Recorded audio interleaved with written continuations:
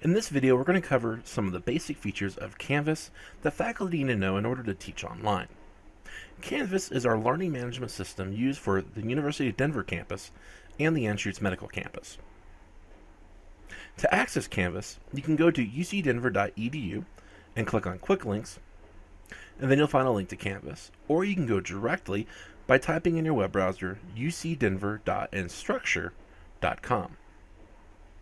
Once you log in with your university credentials, you'll be taken to the dashboard page. This page will show all of your active courses. If you don't see any courses here that you're looking for, click on Courses, then select All Courses. After selecting on All Courses, if you still don't see the course that you're looking for, you need to contact your department's course coordinator to ensure that you are set up and registered to teach this course.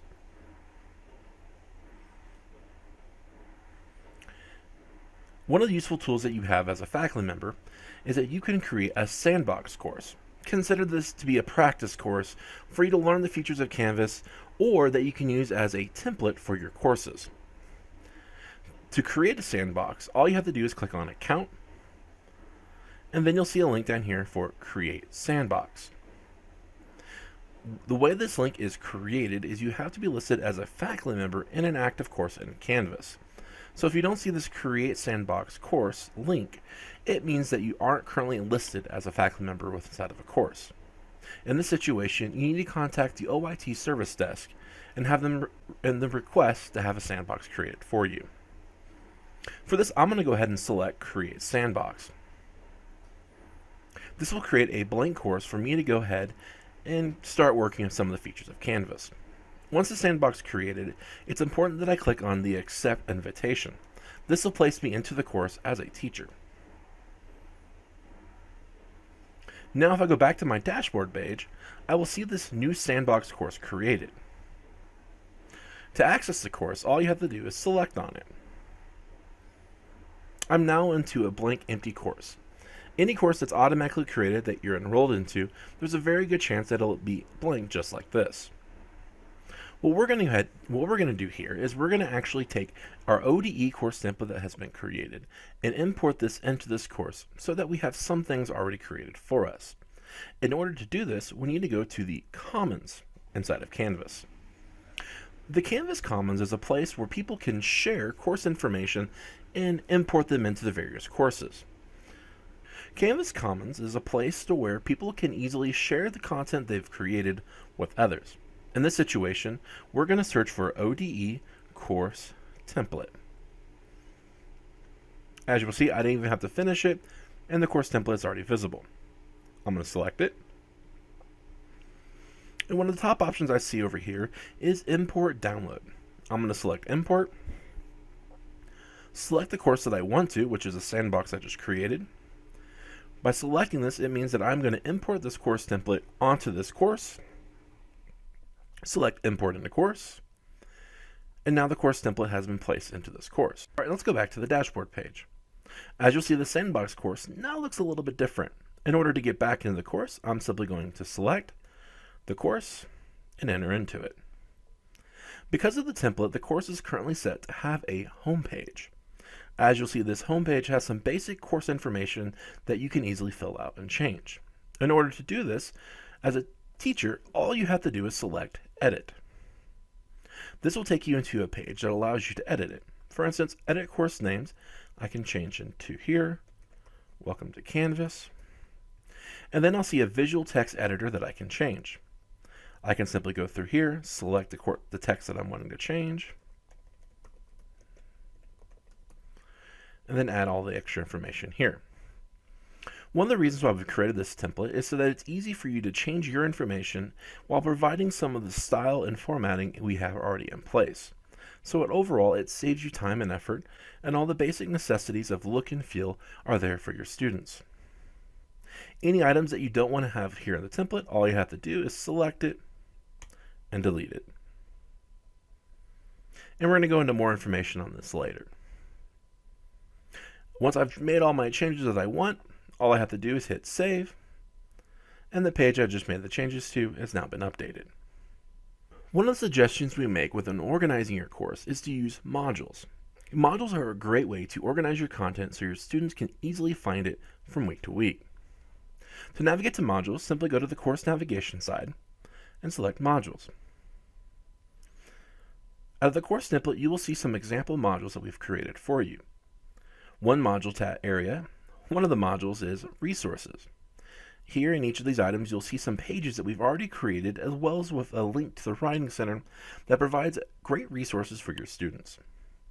If we go a little bit lower, you'll see that we've also created another module for a weekly module. This is an example of how you can organize your content so your students can find it. So if you're using weekly modules, that means that every item for week 1 will be placed into this module so that your students can easily find it. You can also change the order that the modules are in so that your students will go through each section the way you want to. To rearrange the way the modules work, all you have to do is select on a content item right where these little dots are, and you'll see that little drag and drop icon appears. If I select on it, I can move it around and change any order I want, or even change to put it in another module. How it's organized is up to me. When it comes time to want to edit one of these items, all you have to do is select on one of these icons, and you'll be taken to the page directly. As before, if I want to make any changes, as a teacher, all I have to do is select Edit. Then I'll be taken into a visual text editor that allows me to make any changes. I can change the title, and I can go through here and change the text of it. The visual text editor allows you to change various formatting options such as orientation or alignment. I can change whether it's bold or italics. I can remove them, or I can simply use text class over here and say I want to use header 3. This allows you to organize the look and feel of your course. All I have to do is select the text that I want to become a hyperlink. Then any item inside of my course over here will be visible on the Links tab. So if I want to make weekly tasks link to another page, I'm going to click on Pages, navigate to the page that I want, and then select that page. As you'll see, that text is now a hyperlink. When a student selects on it, it will be changed. If, for instance, you want to change this a little bit more, so I'm going to highlight this, and now I want to change the text color. I can select the drop down here and even change the color if I wanted to. If there's any files that you want to upload, all I have to do is move the cursor onto the visual text editor and select the location where I want to have the file uploaded. Once my cursor is in place, I'm going to select Files, and then I can either navigate to files that are already uploaded in my course, or scroll all the way down, and I now have the Upload a New File button. I'm going to select this file by choosing the file on my local computer.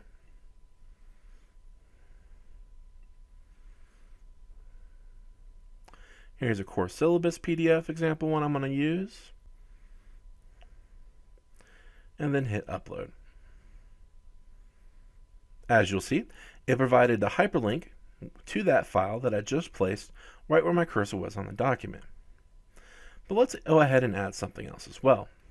Let's say on this page I want to add a photo or an image.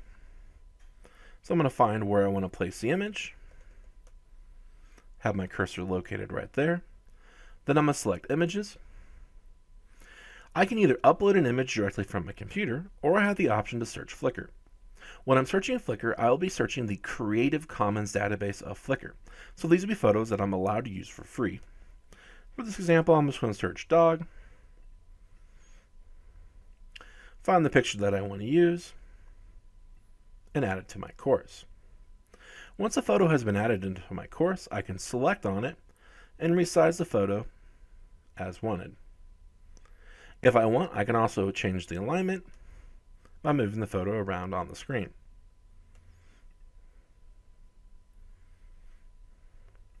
As in Visual Text Editor, you also have the ability to add different text items in here.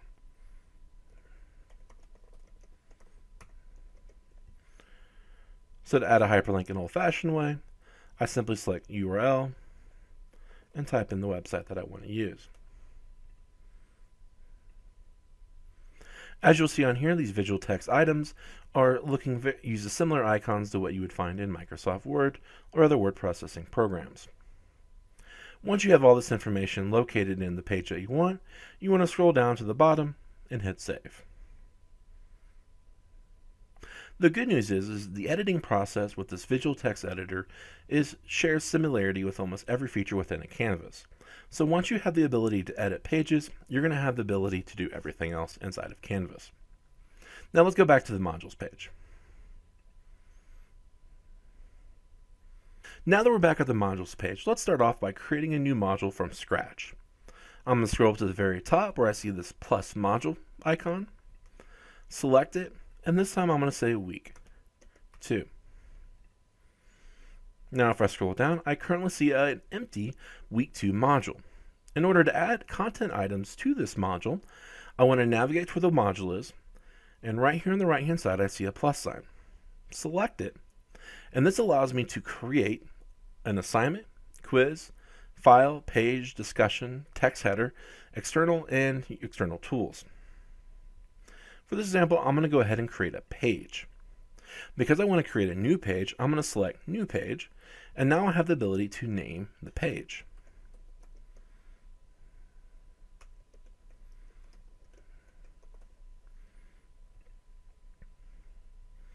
Now I've created a blank page that if I click on, will show that it's blank. To make edits to this page, I simply click Edit and add the content in right here. One of the common ways to add content in your pages is by taking a Word document that you've either created with the syllabus or something that you've typed up yourself and simply copy and paste it right here onto the screen. As you copy and paste it, you'll need to change the formatting because not all formatting from Word crosses over. Once you have all the information the way you want it to, simply scroll down and hit Save and Publish. You hit Publish. That way your students will be able to see it. Any items that are not published means that only faculty will be able to see it, and students will not be able to. Now let's go back into this page and try something else. I'm going to hit Edit this time, and instead of editing text on here, I'm going to find a YouTube video. So I'm going to put my cursor right here on this box right here so I can see it flashing, and this time I'm going to select this YouTube icon. I have the ability to search YouTube for any items that I want to. If I find the video I want to, all I have to do is hit embed and it'll add it to my visual text editor. Or if I have the URL of the video, all I have to do is paste it right here and it'll pull up the exact video that I'm looking for. So I'm going to find a video, select embed, and now you'll see that it's right here in my course. Now let's say you have a video that you want to upload that you've created yourself. In order to do this, again, you want to have your cursor in place, but this time instead of selecting the YouTube button, I'm going to go right here to the Record Upload Media button. In the Record Media Upload button, it's going to use my webcam. If I want to make short webcam recordings, I can do so right here. Or what I can do is click on the Media Upload button, select a video file that I've already created, and upload it into the course. This will upload the content right into your course. As you'll see, it'll upload the video, and once it's done uploading it, it'll place it into your course. The same can be done for audio files as well. You're not simply limited to videos. After I've made all my changes to the video, I want to scroll down and hit Save. The reason why the Save and Publish button is not visible is because the page has already been published. As I scroll down on here, I see a thumbnail where I can now view the video. Let's go back to the module page one more time. This time in the modules page, I'm going to create a different item. So I'm going to hit the plus sign. I want to add, but this time I'm going to choose an assignment. Because this is a new assignment, I'm going to select New Assignment, and then I'm going to be able to give it a name.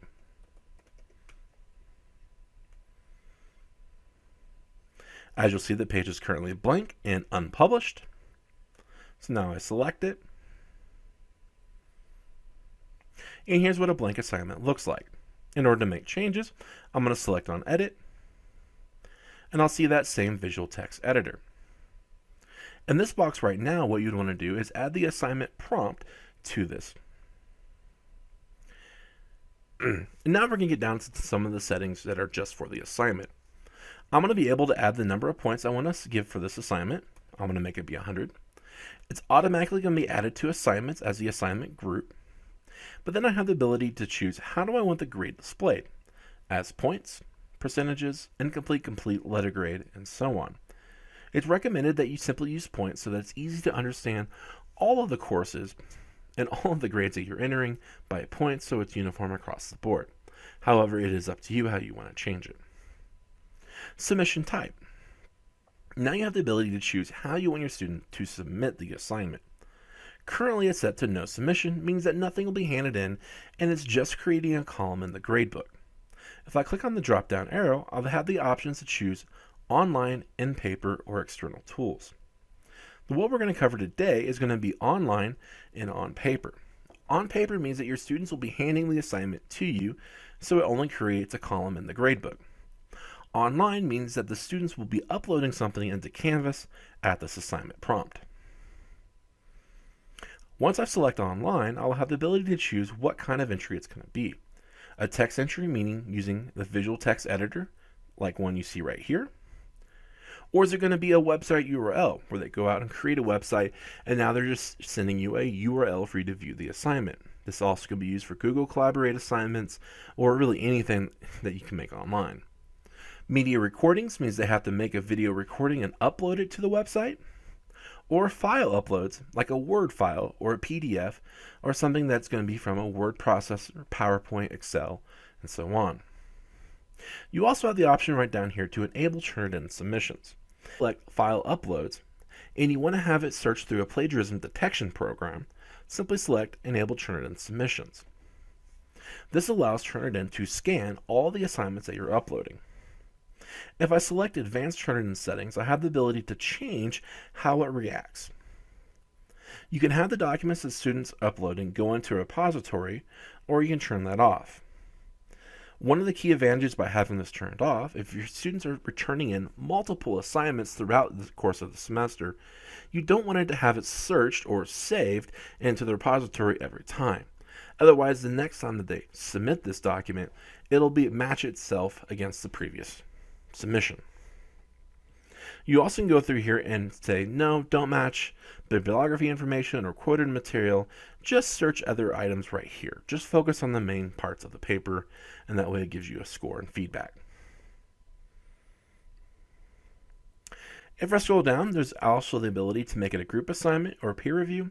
However, for the case of this video, we will not be covering that. Finally, down to the assign to. By default, it's going to assign to everyone and allow me to enter a due date. It's important that you enter the due date so that students receive a notification saying that they have an upcoming assignment. As you'll see when I add it, it's going to automatically default it to due at March 13th at 11:59 p.m. If you want to change the time of this, you simply change the time right here along with the date. Now from the available from and until dates. This allows you to lock down your assignment to say that, let's say, I don't want to have students looking at this assignment until the 11th, and then when it comes on the 14th, I don't want them submitting any assignment late. So this means that students will only be able to upload the assignment between March 11th and March 14th, even though the due date is currently March 13th at midnight. So it gives them some flexibility, but also controls when they'll be able to access and submit assignments. Additionally, if you want to assign a different due date or a different available from and until range, you can select Add and then type in another student. When you type in another student's name, it'll automatically search for them and you'll be able to select them right down here. Because no students are currently enrolled in this course, it's not allowing me selecting another student's name.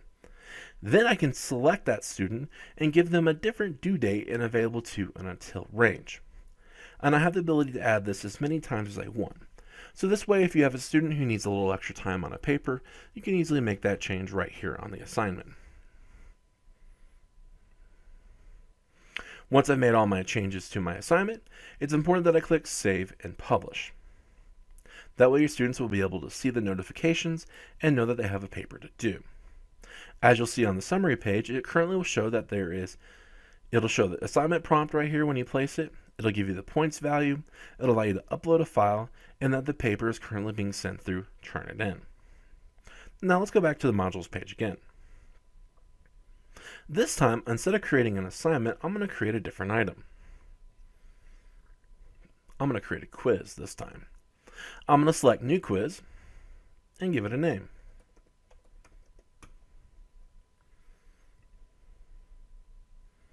It's currently unpublished, and as you see on here, it's currently blank.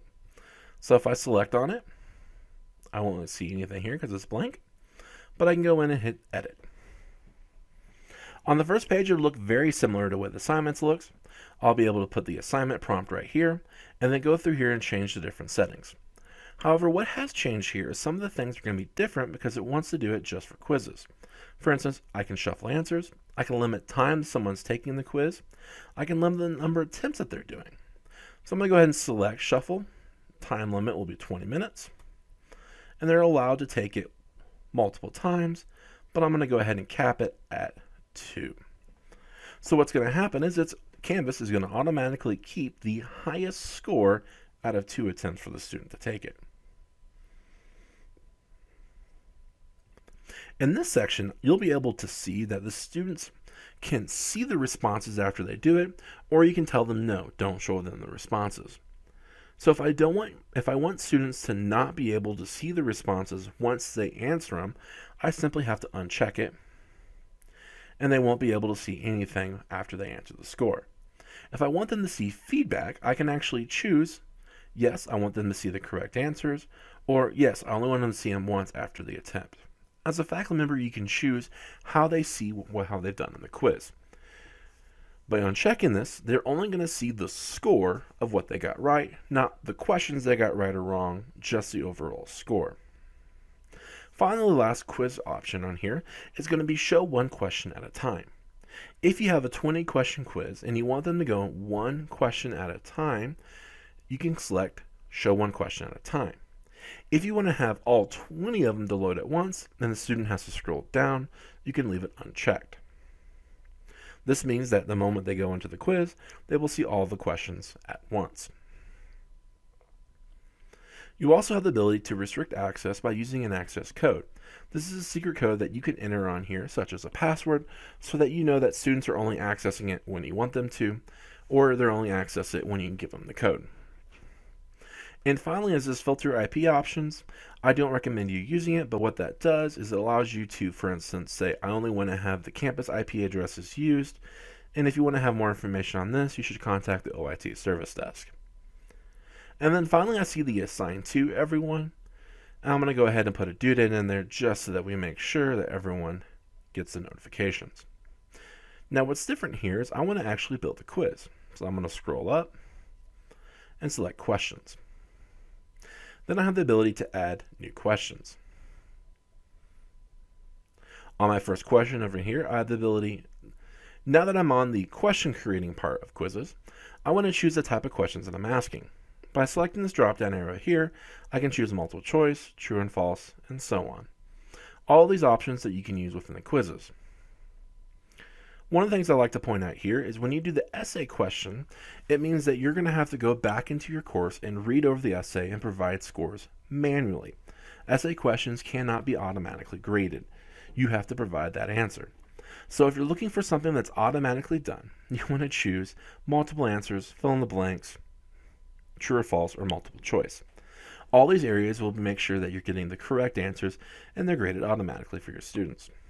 So I'm going to stick on multiple choice for right now. For the question, I'm going to go, what is the best color? It's also important to point off over here that I can actually go through here and say, hey, I want to add an image. So I'm going to select on images, search Flickr, and this time I'm going to search for blue. Here's something that's blue. I select it and it adds it right to my quiz. If I want to remove the image, I can select it again, hit the delete button, and it's taken away. So in this visual text editor inside of quizzes, you can actually add photos, videos, audio, or attach any other file that they can read during the quiz. Now my question over here is, what is the best color? I want to actually provide the questions that they get to choose from. So the correct answer is going to be blue, but I'm also going to say red, yellow, and let's do brown. Now, for some reason, if I also wanted to have red be the correct answer, I can select red. As you'll see on here, it actually moved the possible answer from blue down here to correct answer. This is because I chose multiple choice, not multiple answer. And I can go through here and change which is the correct answer by simply navigating my mouse down and selecting where that arrow is at. These little dialogues right here is the response that you can give back to your students if you want. If I select this box, I could say, great. Or if someone down here, I can say, for a comment, if they get this question wrong, I'll say, you need to read page 40. And that way they have an instant response based off the answer that they gave. When you're done, simply select done. And you'll see the comments right there that they'll get when they select those answers. If there's a possible answer that you don't want in here, I can hit the trash can and remove it. If I want to add more answers, all I have to do is select the add another answer key down here, and I'll have more options. Once I provided my question and all my answers, all I have to do is go down the very bottom and say update questions. It's now saved. Now I'm going to do this one more time. This time I'm going to select multiple answers.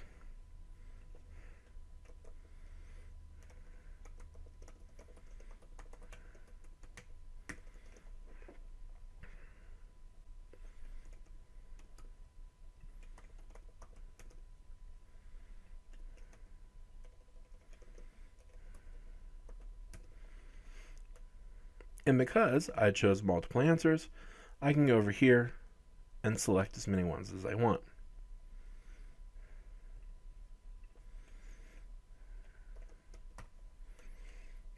So now, in order for a correct answer, you would have to select all three of those and make sure you don't select the right.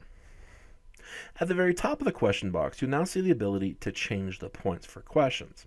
If I want to make this question worth 5 points, when I hit update questions, at the very top of the score, I'll see that the quizzes have automatically updated to 6 points total.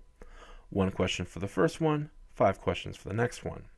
If I want to change the point value, all I have to do is select on the pencil and change the points. Scroll down to the bottom and say update question. It's important that after every question you create, you select update question. That way the question can be saved. In order to complete your quiz, you're going to follow this process until all of your quiz questions and answers have been entered. Once all the questions have been entered, you want to go down to Save and Publish to save your work. It's important that you don't leave this page until all the questions have been updated and your work has been saved and published. Now you'll see on here I have the possible answers. It'll show you all the information of the quiz, and as a faculty member I can actually select preview and get an example of what that quiz looks like. Now let's go back to the modules page. This time I'm going to go down here and I'm going to create a discussion board. So I'm going to hit the plus sign, the drop down, and navigate to discussions. Since it's a new discussion board, I'm going to select new topic and say week 2. Now I'm going to add that into my course. Again, as you'll see, it is currently not published, and there's no information when I select on it. It's currently blank. To change this, I have to select Edit, and I'll see that same visual text editor that I'm used to seeing. Here, I would enter in my discussion board prompt, saying in this section, I need you to read this, and then I'm respond back to what part of the book that you found most interesting, or what part of the chapter, or whatever discussions that you're wanting to have within your course. The options that I have for discussions is allow threaded discussion, which means that any time someone replies back to it, the reply will be nested underneath the original post that they're replying to, which is a good thing to happen when you're online. I can also choose that users must post before seeing any replies. This means that the student must post first before they see what other students have posted. If you're wanting to take grades for this discussion, it's important that you select grading. This will allow you to add the points possible and choose how you want it to be assigned. So I'm going to say it's worth 10 points, and I'm going to keep it at display points, or display grade as points. And then finally, allow liking. This is a great tool that allows faculty member to check what areas they've read, and they can quickly refer back to it based off the posts that they see that are liked and not liked. It's just a way to kind of track where you're going with everything. Now that I have all the information placed in, because it is graded, I then want to give it a due date. My due date is going to be on Wednesday. Now that everything's set, I'll hit save and publish, and it'll take me back to the discussion board. In order to add information to this, all I have to do is hit reply, and then I'll see that visual text editor that allows students to input their information. Again, on the same thing they see on the side, any students will be able to provide files or images as needed. And as you'll see off to the side, you will be able to provide hyperlinks, files, and images. This is not available to students, so if they want to add links or images, they'll need to select on the hyperlinks right here and upload an image right here.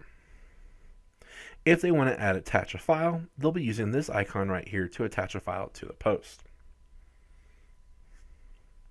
Once they're done, hit post reply, and as you'll see that this post, or this reply, is to the initial post, which is why it is nested under there. If someone comes under here and replies, they'll each be threaded underneath each other, so you can kind of track more easily where the conversation is going. When you're done, you can either hit cancel or post, and it'll be visible to everyone inside the class. This is the basics of how module creation works. You'll be able to organize all your content and place it right here in order for you to use it. Now let's go over some of the other areas inside your course. Now let's go into the gradebook. Now welcome to the gradebook. As you'll see, the gradebook is organized into a column format. All the students will be listed right here with all the assignments that you've added into your course. To simply make changes to a grade, all I have to do is select the column that's right for the student and the assignment and enter in the grade that I want. Now it's going to save it to the gradebook. But there's also an advanced feature called Speed Grader that allows you to go through grading faster. So I'm going to scroll all the way down here into an assignment that I'm working on, select the title of the assignment, and then select Speed Grader. This now enters into the Speed Grader button. The Speed Grader allows you to simply select the text that you're wanting and do various markups throughout the course. Once you've added a markup text to it, this is the highlighter, I can then also go over here and add more comments to the side. If I make a comment and I want to delete it, all I have to do is select it and delete it. I can also do the same for the markup. Select it, then delete it. I can also use a text box right here, or I can use the strike language. I can even draw a box if I want to.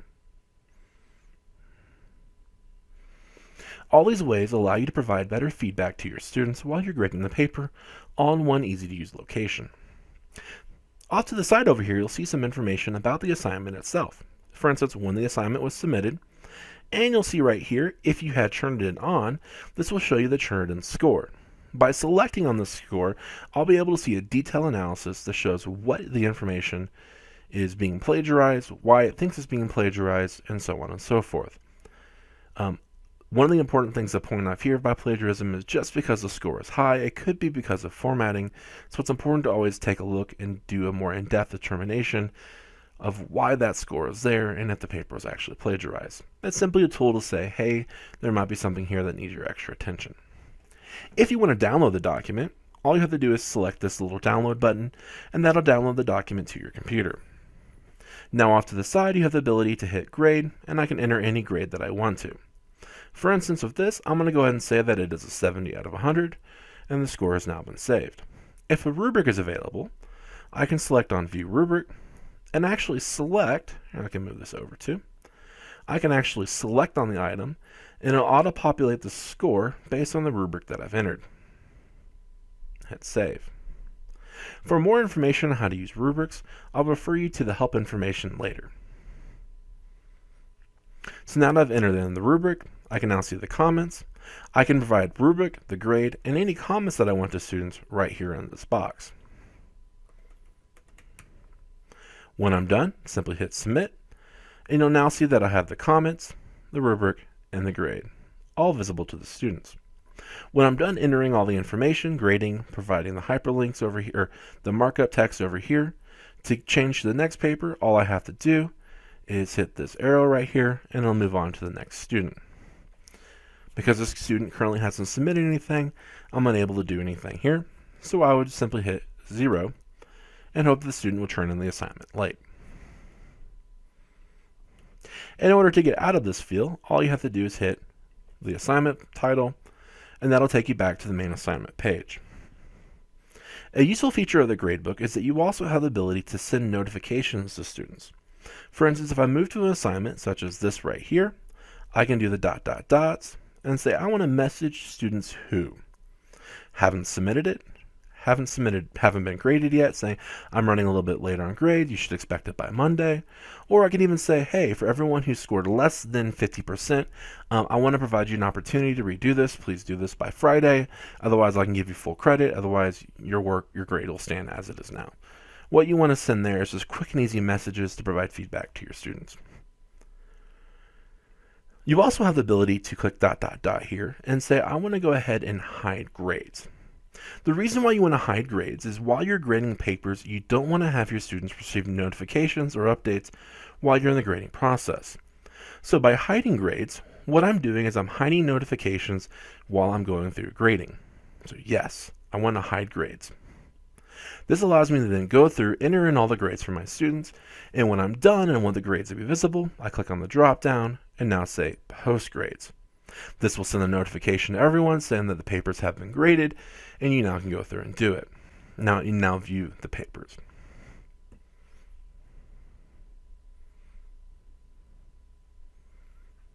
The next area that we're going to show you is going to be the announcement section. The announcements is a great way to send quick messages to all of your students. To create an announcement, all you have to do is hit this plus announcement button, enter in my title, my message, where I can add videos, I can add photos, I can add documents. All the information I want to can go right into this visual text editor. But then I also have the ability down here to delay posting. This means that if there's any post that I want to create, let's say on Monday, and have it sent out on Friday, I can simply say delay posting, and now send out on Friday. Which means that this post will happen at March 6th. I can even go down here and say I want it to be sent out at 2 p.m. Done. So now on March 6th at 2 p.m., this message will be sent. If I want students to be able to comment, I can select this, or I can allow liking. Really, the only things that are important on here is delay message, who you want it to be sent to, and what the information is going to be. All I have to do then is scroll down here and hit save. Then on March 2nd at 2 p.m., this will be visible to all students. Now that we've covered some of the basic features, for more information or support, all you have to do is go and navigate to the Help tab on Canvas. By selecting Help, I'll see a wide range of questions that I can go. By searching the Canvas guides, as an instructor, you'll be able to see a step-by-step explanation on how to do anything in Canvas. Select Canvas Guides, Instructor, and then choose a topic that you're wanting to do. So grades.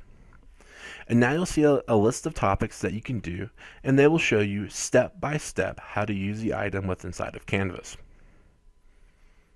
It's a great resource if you need help. You also have the ability to chat live with Canvas support 24/7. This is a way that will open a text box that allows you to communicate back and forth. You can also contact Canvas support 24/7 using the 1-833 number provided. If you have any questions that having to do with a UC Denver or Anschutz Medical Campus services, simply call the OIT service desk and they'll be able to walk you through the process and provide you the information and guidance that you need.